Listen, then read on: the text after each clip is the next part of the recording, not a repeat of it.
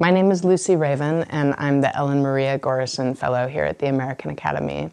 I'm an artist. I live in New York, and I teach art at the Cooper Union School of Art in New York. Here at the Academy, I'm working on a couple of different projects. One of them is a public artwork that will be installed permanently at a new museum of the Bauhaus going up in Dessau, which is about an hour outside of Berlin. Dessau is where the Bauhaus was founded, it's where the school was, and where many of the most famous buildings are, but there has never been a museum there in the city, and 2019 is the 100th anniversary of the founding of the Bauhaus.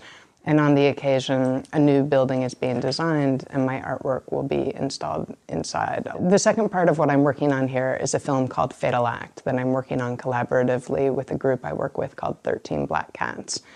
This is structured around a correspondence between Günther Anders, who was a German Jew, a philosopher and critic of technology, and Claude Etherly, who was a weather pilot during World War II, who gave the all-clear signal to drop the atomic bomb over Hiroshima. We'll be filming this with actors, one of whom I'll be casting here in Berlin, and filming on location in Utah at the Enola Gay hangar.